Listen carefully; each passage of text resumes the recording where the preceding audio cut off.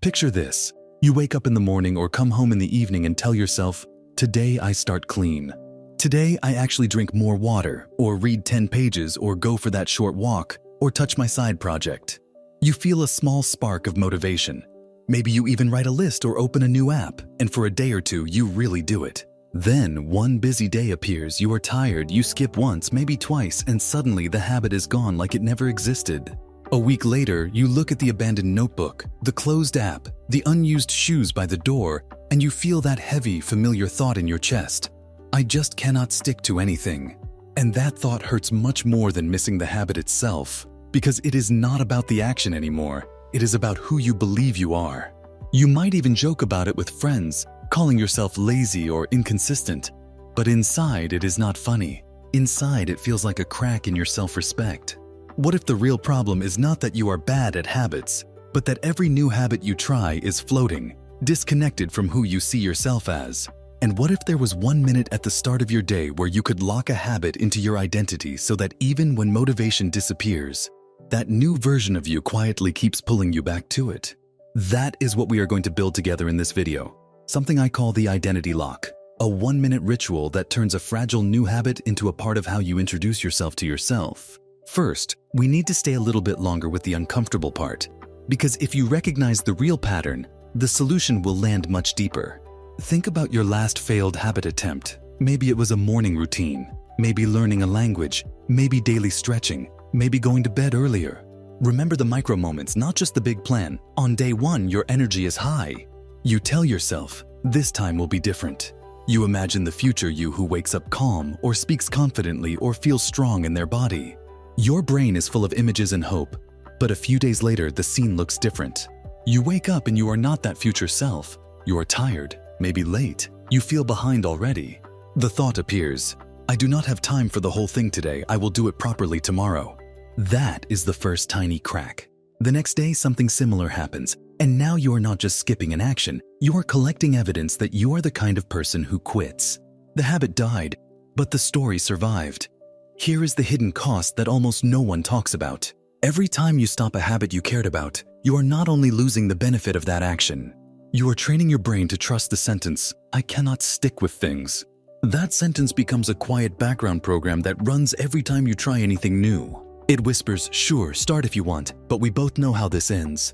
From a neuroscience point of view, your brain loves being consistent with its own predictions. If it has predicted that you will quit, it will unconsciously push you towards choices that make that prediction true, just so the world feels familiar. This is why you can be so smart, so capable, and still feel stuck in the smallest commitments to yourself. It is not a logic problem, it is an identity loop. So if you want habits that survive stress, emotion, and random life events, you cannot treat them as tasks you sometimes remember to do. You have to attach them to how you see yourself. That is where the identity lock comes in. Think of your identity like a small inner room where you keep the sentences, I am this kind of person. Some of those sentences are clear, like I am always late, or I am a night owl, or I am bad with money, or I am shy. Others are softer, but they still drive your actions. The identity lock is a simple 1-minute practice that you do once a day to deliberately place a new sentence in that room and link it to one tiny action. It has 3 parts that all happen almost in one breath: name, notice, and nail. Name is the identity sentence, notice is the evidence snapshot, and nail is the specific next moment you will act. Let me walk you through each one so you can feel how this works and not just understand it as theory. First, name. Imagine you are standing in front of a mirror for a moment, maybe literally in the bathroom or just in your mind before you open your phone. Instead of thinking in terms of goals like I want to read more or I should exercise, you form one short identity sentence in the present tense that connects directly to the habit. I am someone who reads a little every day. I am someone who moves their body every day. I am someone who keeps tiny promises to myself. It must be small, believable, and specific enough that one action can support it. You are not saying I am a world-class athlete. You are saying I am someone who moves daily. This shift matters because your brain fights big identities that do not match its past evidence, but it can accept a small, gentle identity upgrade that is easy to support. Second, notice. This is where you give your brain proof, even if it feels tiny. You ask yourself, what is one piece of evidence from today or from the last few days that this sentence could be true? Maybe you remember that yesterday you took the stairs when you could have taken the elevator, or you read 3 pages before sleep, or you said no to one thing that did not matter.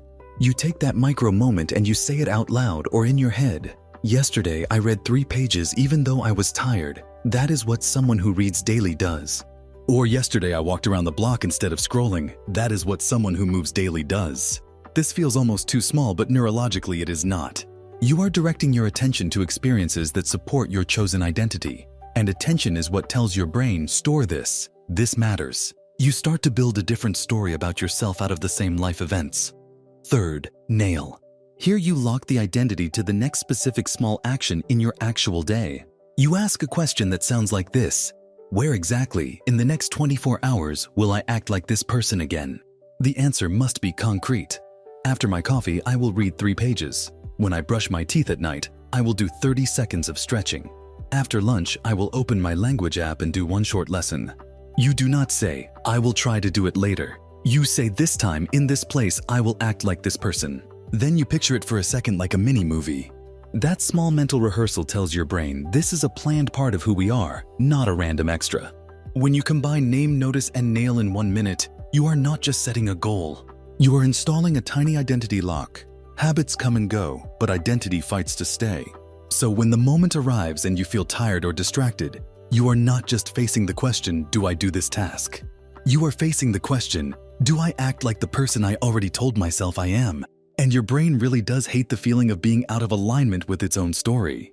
Let us walk through a real scene so you can see this in your life. Imagine you want to build a habit of going to bed earlier instead of falling into a late night scroll. The old pattern looks like this. You say, tonight I will sleep early. Then around the usual time you pick up your phone, you tell yourself just 5 minutes, and then suddenly it is 1 in the morning. With the identity lock, your day might start differently. You stand in the bathroom in the morning washing your face and you quietly say, I am someone who protects my sleep. That is name. Then you notice, last week there was 1 night where you accidentally went to bed earlier because you were exhausted. You say to yourself, 2 nights ago I went to bed at 11 and I felt so much clearer in the morning. That is exactly what someone who protects their sleep does.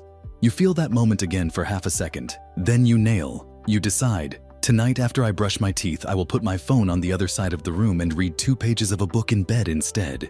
You imagine that small scene, brushing teeth, placing phone down, the weight of the book in your hands, the light a bit softer.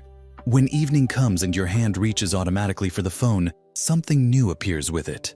A quiet thought, but I am someone who protects my sleep. You remember the little scene you rehearsed. The pull of the phone is still there, but it is competing with a different pull now. The pull of being consistent with yourself. The decision is still yours, but it is not you versus the whole world.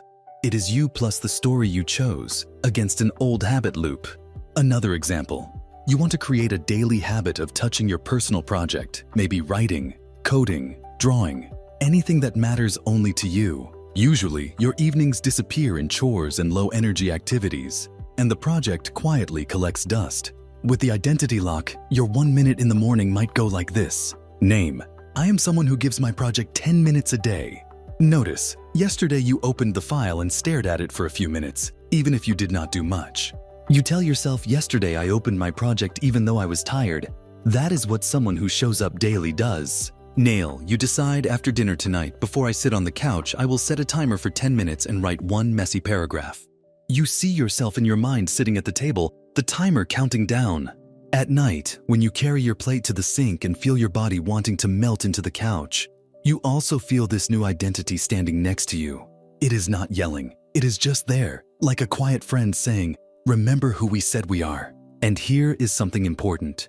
Even if you only do 3 minutes instead of 10, even if the writing is terrible, you still get to reinforce the identity. Because the identity is not I produce masterpieces, it is I show up. You might be thinking, what if I have no positive evidence yet? What if I am starting completely from zero? Then your first task is to make the very first piece of evidence as small as humanly possible. Identity follows evidence, but evidence can be tiny. If your habit is reading, your first evidence might be reading 1 paragraph. If it is movement, your first evidence might be 1 stretch against the wall. You still run the full cycle. Name the identity, notice the micro action you just did, and nail the next one. Sometimes the old identity fights back. A voice in your head might say, This is silly, saying sentences will not change anything. I know myself. When that happens, remember this. Right now, you are already running identity sentences all day. You are already saying things like, I am messy, I am inconsistent, I am bad at, I always, I never. Those sentences already shape your actions. The identity lock is simply you taking control of one of them on purpose, once a day, and connecting it to reality. This is not positive thinking in the air. It is attention plus language plus action, aligned. Over time, when you repeat this 1-minute ritual, a deeper shift happens. You start to feel responsible not just for your habits, but for your story about yourself. You become someone who notices when you say, I am just not that type of person, and asks, really? Or is that just an old identity lock I never questioned? And as that awareness grows, new habits become less about proving your worth and more about expressing the person you have quietly decided to be. I want you to come back to that first scene we talked about, the one where you start a habit full of hope and then feel that tired shame when it fades. Now imagine replaying the same month of your life, but with one difference. Every single day for 1 minute, you practice name, notice, nail around one tiny habit that matters to you. Not perfect, not dramatic, but consistent. There will still be days you miss. But those misses no longer confirm the story that you cannot stick to anything. They become simple data points inside a much bigger identity. I am someone who returns. Before you move on, let us make this real. Choose one habit that is so small it almost feels too small to mention. The kind of action you can do in under 2 minutes. Drinking a glass of water after waking. Doing 5 slow squats. Writing 1 sentence in a journal. Opening your project file. Right now, form your identity sentence. I am someone who does this every day. Then pull up one piece of evidence that this could be true, even if it is from earlier today or from one single time last week. Say to yourself, that is exactly what someone like this does. Finally, decide exactly when in the next 24 hours you will do it again. Attach it to something that already happens, like after I will. You have just done your first identity lock.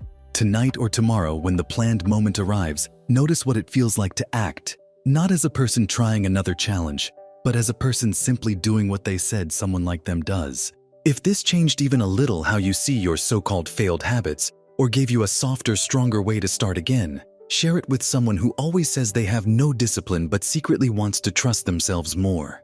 And if you want more simple, science-based tools that help you rewrite your daily patterns from the inside out, you are always welcome here.